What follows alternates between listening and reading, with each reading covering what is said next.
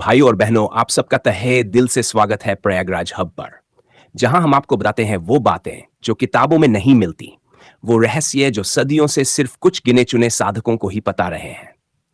आज हम बात करेंगे उस ग्रंथ की जिसे लोग डरते भी हैं, पूजते भी हैं, जिसका नाम है नीलावंती ग्रंथ। कहा जाता है नीलावंती कोई साधारण किताब नहीं है। ये एक ऐसा ग्रंथ है जो आत्मा से बात करता है, जो साधक को उस रास्ते पर ले जाता है जहां मनुष्य और ब्रह्मांड एक हो जाते हैं। पर यह रास्ता आसान नहीं होता। यह कहानी रहस्य से शुरू होती है और तपस्या पर खत्म होती है। पुराने जमाने में जब साधक लोग जंगलों में रहकर तपस्या करते थे, एक ऐसी साध्वी थी जिसका नाम था नीलावंती। कहते हैं वह कोई आम स्त्री नहीं थी, वह जन्म से ही अद्भुत शक्ति लेकर आई थी। उसके शरीर से नीली आभा निकलती थी। उसकी आंखों में ऐसा तेज था कि कोई सीधे देख नहीं पाता था। वह एकांत में रहती थी, न बोलती थी न हंसती थी, बस साधना करती थी, मंत्रों का जप करती थी। लोग कहते हैं कि उसे देवताओं से वरदान मिला था कि जो कुछ वह लिखेगी वह अमर हो जाएगा। इसी वरदान से जन्म हुआ नीलावंती ग्रंथ का। उसने जो देखा, जो महसूस किया, जो साधना की, वो सब उसने अपने शब्दों में बांधा, पर सामान्य भाषा में नहीं। यह ग्रंथ संस्कृत, अपभ्रंश और तांत्रिक कोड शब्दों में लिखा गया है। जो इसे पढ़े वो अगर साधक न हो तो कुछ भी न समझे, पर जो सिद्ध हो उसके लिए यह पूरा ब्रह्मांड खोल देता है। नीलावंती ग्रंथ में बताया गया है कि हर मनुष्य के भीतर अग्नियां जलती है। पहली, देह की, जो हमें जीवित रखती है। दूसरी, मन की, जो हमें सोचने की शक्ति देती है। और तीसरी, आत्मा की, जो हमें ईश्वर से जोड़ती है। इस ग्रंथ में यह भी बताया गया है कि अगर कोई व्यक्ति इन तीनों अग्नियों को एक साथ जागृत कर ले तो वह वही देख सकता है जो देवता देखते हैं। कहा जाता है कि इस ग्रंथ में अनेक ऐसे प्रयोग हैं जिन्हें करके आदमी अपने मन से मौसम बदल सकता है, किसी की सोच पढ़ सकता है, या फिर अपने शरीर से बाहर निकलकर आत्मा के रूप में यात्रा कर सकता है।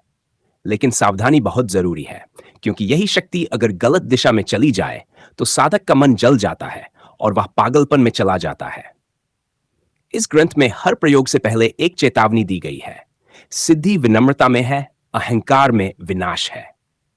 यानी जो शक्ति को अपने लाभ के लिए इस्तेमाल करेगा वह खुद उस शक्ति का शिकार हो जाएगा। कहते हैं नीलावंती ने अपने जीवन में किसी को यह ग्रंथ पूरा नहीं दिखाया। वह इसे हमेशा अपने पास रखती थी। मृत्यु से पहले उसने इसे एक गुफा में रखा, जहां अग्नि, जल और वायु तीनों का संगम था। कई साधक आज भी उस गुफा की तलाश में हैं। कहते हैं कि यह कहीं हिमालय के अंदर छिपी है, जहां सिर्फ वे पहुंच सकते हैं जिनका मन शुद्ध है। अब बात करते हैं इसके लाभ और हानि की। लाभ की बात करें तो अगर किसी को इस ग्रंथ का एक भी मंत्र सच्चे मन से मिल जाए तो उसका जीवन पूरी तरह बदल जाता है। उसका भय मिट जाता है, उसका मन शांत हो जाता है और उसे संसार की हर घटना पहले से महसूस होने लगती है। कई लोगों ने कहा कि उन्होंने नीलावंती ग्रंथ के प्रयोग से अपने पुराने कर्मों का बोझ मिटा दिया, दूसरों की पीड़ा को महसूस किया और आत्मा को मुक्त किया। पर यही ग्रंथ अगर किसी गलत हाथ में चला जाए तो भयंकर हानि करता है, क्योंकि इसमें लिखे हुए शब्द जीवित है। नीलावंती ने लिखा था, शब्द ही सृष्टि है। अगर कोई गलत उच्चारण करे तो उसका असर उल्टा पड़ता है। कुछ साधक जो इसे बिना तैयारी के पढ़ने लगे, उन्होंने अपनी मानसिक शांति खो दी। उनके चारों ओर अजीब आवाजें सुनाई देने लगी। कभी ठंडी हवा चलती, कभी जलता हुआ धुआं निकलता। लोग कहते हैं कि ग्रंथ की रक्षा खुद नीलावंती की आत्मा करती है। भाइयों, यह ग्रंथ किसी दुकान पर नहीं मिलता। यह तब प्रकट होता है जब साधक तैयार होता है। कई बार स्वप्न में दर्शन देता है, कभी जंगल में किसी पुरानी किताब के रूप में दिखता है, तो कभी सिर्फ आवाज के रूप में, पढ़ो और जानो। पर इसे पाने के लिए मन की शुद्धता और सात्विक जीवन आवश्यक है। इस ग्रंथ की एक और खास बात है, यह सिर्फ पढ़ने के लिए नहीं, महसूस करने के लिए है।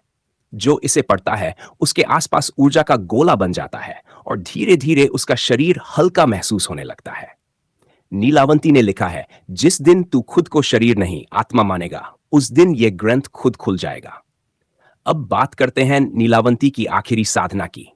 कहते हैं कि उसने उसी दिन तक अन्न, जल और नींद त्याग दी थी। वह सिर्फ नीले दिए की लौ के सामने बैठी थी और उस लौ में उसे ब्रह्मांड के सारे रहस्य दिखे। वहीं उसने इस ग्रंथ का आखिरी अध्याय लिखा, जहां लिखा था, मैं नहीं तुम हो, तुम नहीं वही है। यानी जो खुद को मिटा दे वही सृष्टि को समझ पाता है।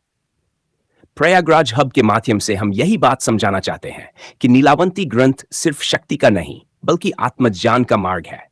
यह बताता है कि जो भीतर झांक ले उसे बाहर कुछ खोजने की जरूरत नहीं रहती। अब सोचिए भाइयों और बहनों, अगर कोई साधक इस ग्रंथ की साधना करे और सफल हो जाए तो वो क्या पाएगा? वो पाएगा वो शांति जो दुनिया के किसी मंदिर, किसी धन, किसी सुख में नहीं मिलती। पर अगर कोई इसे मोह, लालच या बदले के लिए पढ़े तो वही ग्रंथ उसके विनाश का कारण बन जाता है। नीलावंती ग्रंथ हमें यह सिखाता है कि हर जान का द्वार तभी खुलता है जब हम उसके योग्य बनते हैं। जो अयोग्य है उसके लिए वही द्वार बंद रहता है। भाइयों, आज भी कई लोग कहते हैं कि उन्होंने नीलावंती के नाम से जुड़े मंत्रों से चमत्कार देखे हैं। किसी को अंधेरे में नीली रोशनी दिखी, किसी के घर में अद्भुत सुगंध फैल गई, किसी के मन में अनसुनी आवाजें गूंज उठी। जो सब कहते हैं मैं नीलावंती हूं। इस ग्रंथ का नाम सुनते ही शरीर में कंपन महसूस होता है, क्योंकि यह सिर्फ शब्द नहीं, ऊर्जा का संग्रह है। तो भाइयों और बहनों, अगर कभी नीलावंती ग्रंथ का नाम सुनो तो जिज्ञासा में नहीं, श्रद्धा में सुनना, क्योंकि यह कोई कहानी नहीं, यह आत्मा की यात्रा है। प्रयागराज हब यही कहता है, ज्ञान तभी सार्थक है जब वह विम्रता से प्राप्त हो, और शक्ति तभी उपयोगी है जब वह दूसरों के भले के लिए हो। नीलावंती ग्रंथ हमें यही सिखाता है, जो खुद को जीत ले वही संसार जीत लेता है।